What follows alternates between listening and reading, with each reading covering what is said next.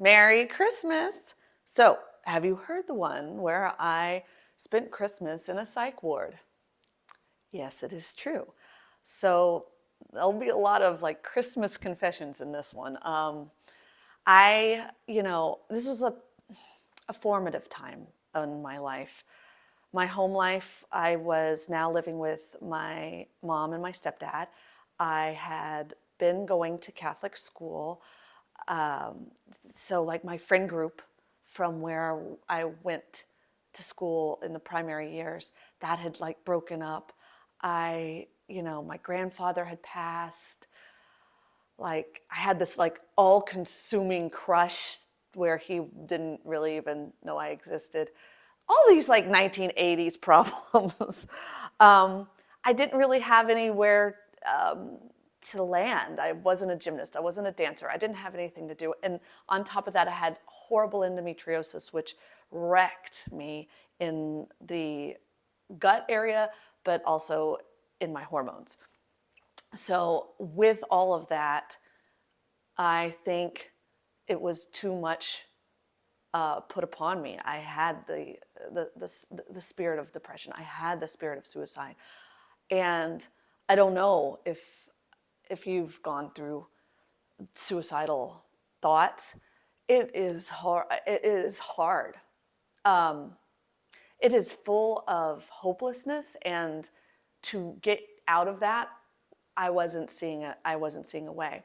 So my parents were really into therapy, and they were really into getting me help, and they found that this was something they it was out of their wheelhouse to help me, and so they put me in an inpatient, I guess, an inpatient teenage kind of place that I went in right around Thanksgiving, I think before Thanksgiving, because I do believe I remember watching the Thanksgiving Day parade there. But yeah, so I went in as a 14, 15-year-old into this living arrangement for, I think, about 3 months. And that was right through the holidays. Looking back, it was one of the best things that I could have done. I know a lot of my, teenage friends were like ready to fight my parents, like they put you in the psych ward. But I needed it. I couldn't get out of this alone. And my parents had their own problems, and I don't think it was in them to help me.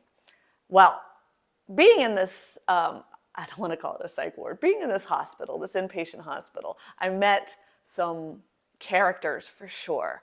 So some of the people that were in the hospital, they were all kids, they were all teenagers. Some were younger, some were older. One was, she swore she was a Satanist, and she made you look her in the eyes and like go on this deep like trip. She was a little odd. There was a guy who snorted. Yeah, it was a co-ed thing. He snorted salt and pepper. I don't know what that was about. One girl, she didn't like her belly. She tried to cut it off. One other girl, sweet girl, her nervous system would just shut down, and you couldn't talk to her. She was just somewhere else. And a couple of them were really, really awesome. And I kind of, made friends for a long time with them. One was Abby, and she was like one of my roommates during this. And then I think, I kept up with her. There was another girl, funny as heck. They wouldn't give you razors to shave your legs. So she would use this Nair, and she would try, and I don't know if you remember Nair, but it would like, you'd rub it on your leg, and it would just like be this chemical, and it would take your hair off. And so I remember she did that one day, and then she wiped it on her head on accident. I don't know if it was really accident. And her hair fell out. She didn't seem to care.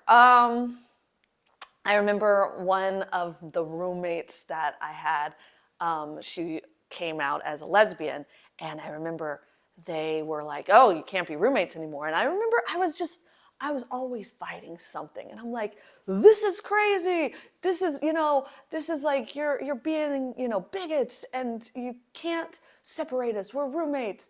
I mean, I remember I've been to a lot of protests. I've fought my whole existence. And so I remember being in that place and fighting the man, and it didn't work. But these kids, including me, were fighting. We were fighting. We were fighting demons. We were fighting the man. We were fighting ourselves and trying to learn how to adapt in this world that we no longer knew how to function in. There were doctors there, and they were therapists and all kinds. And I remember coming in, and there was a doctor, and they had to give me a medical exam. And I was young, and I remember she was a cranky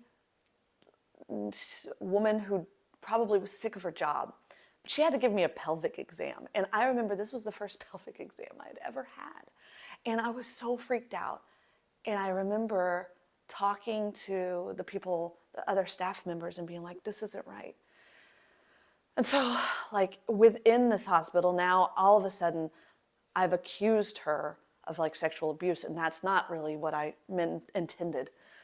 And that was like this huge uproar, and I feel guilt for this now because that's not what I intended. And so, like, this woman, I don't think she lost her job, but it was this fight between the staff and what the truth was. The truth was, I was young, and I didn't feel that they had to give me a pelvic exam, but I'm sure she was looking for drugs. She was looking for that, and she, was bitter and probably done with what she wanted to do in her life while working there. She was just over it, and I, felt that energy and took it and ran with it.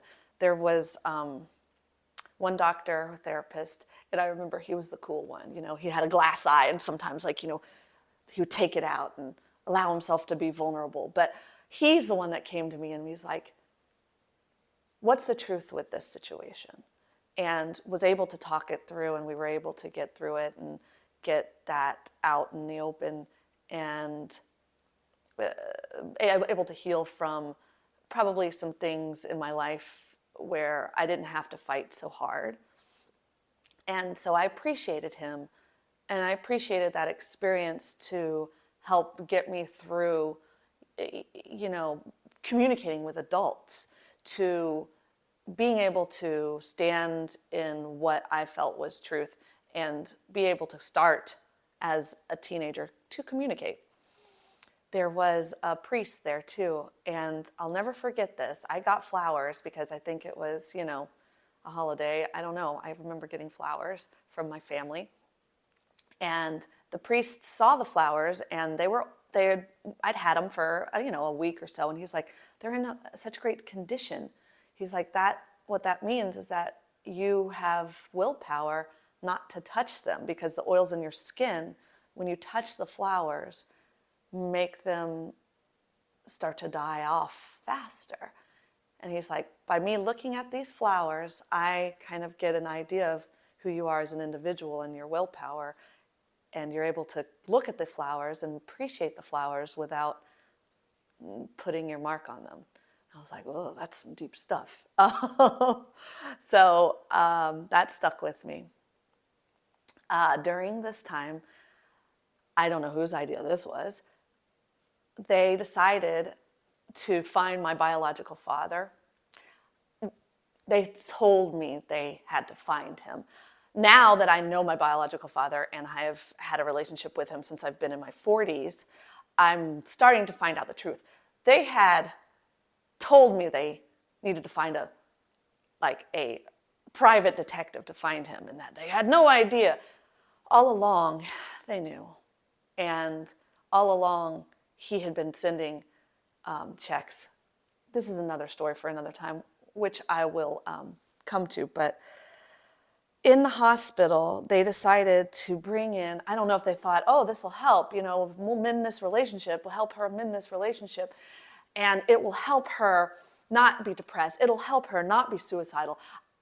all it did was complicate things for me. I was a 14, 15-year-old girl. I didn't know how to freaking do anything for myself in an emotional way. And now they gave me my biological father that I hadn't known, met, and my confession for this is that I wasn't ready, and I apologize to my bio dad because all I did was think about that this was an overload of things I could not handle.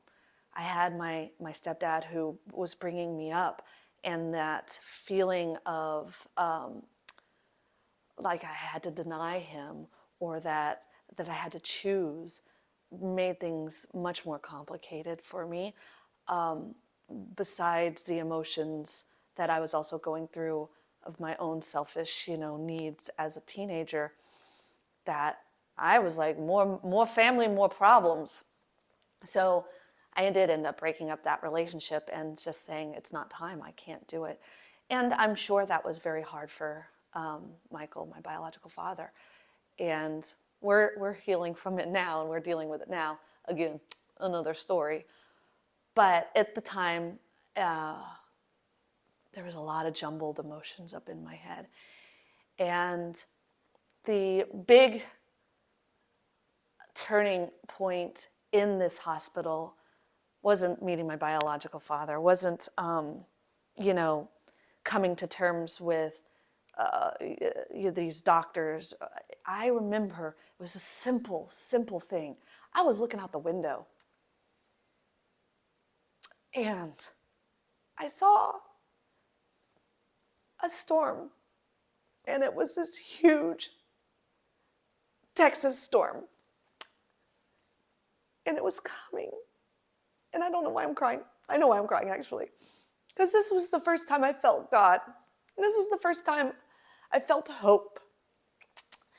And when I looked out the window and I saw the wall of this storm coming, peace entered my body.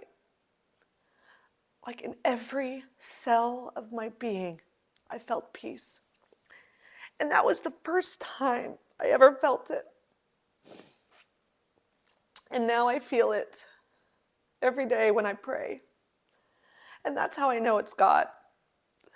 Of course, at the time, I rejected it. I pushed it down. I tried to forget about it. And I don't know why. I think a lot of it has to do with self-worth. Again, those emotions of hope and peace and something greater than me was hard to hold on to at a 14, 15-year-old mindset. So I dropped it, and I kept that memory inside of myself this whole time.